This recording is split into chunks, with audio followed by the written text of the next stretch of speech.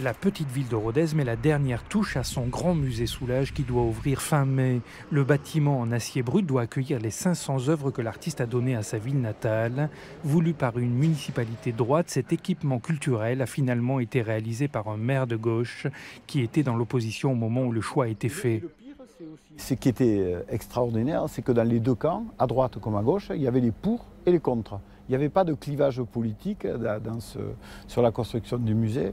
Et moi, je crois que quand on est responsable, il y a une continuité républicaine. Maintenant que le bâtiment est sorti de terre, l'opposition actuelle menée par le fils de l'ancien maire critique vertement la réalisation du projet, notamment les aménagements périphériques au musée. Il était prévu que l'esplanade du Foirail, qui est une esplanade magnifique, quasiment en centre-ville sur le Piton, soit préservée. Or, le Foirail était complètement consommé sur les caprices d'un autre architecte qui a fait un multiplex cinéma au milieu du Foirail. Il est plus haut de 3 mètres du musée Soulages, c'est un peu dommage parce qu'il le cache. Le maire, lui, se défend d'avoir empiété sur l'espace du musée en ayant justement abandonné le Palais des Congrès, l'un des 4 projets qu'avait la droite sur le même site.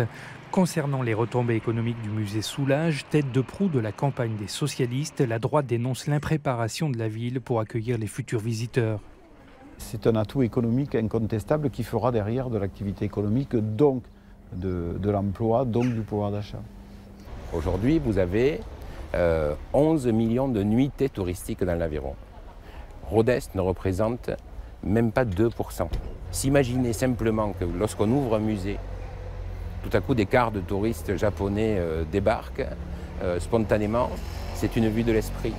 Le fonctionnement du musée Soulages sera financé par l'agglomération de Rodez. Il faudra du sang-froid à son directeur pour résister aux intérêts locaux et garder le cap vers une programmation internationale. Première mission de ce musée. Quel que soit le politique et quel que soit l'endroit, il faut défendre son territoire. Tout n'est pas de la culture. Voilà. Et tout n'est pas des loisirs.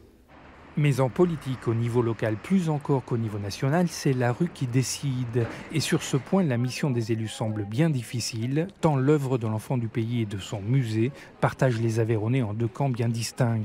C'est un ferrailleur pour moi. Moi, je croyais qu'il s'installait quelqu'un qui ramassait la ferraille. C'est parfait pour notre ville, ça amènera pas mal de touristes, je pense. C'est très bien.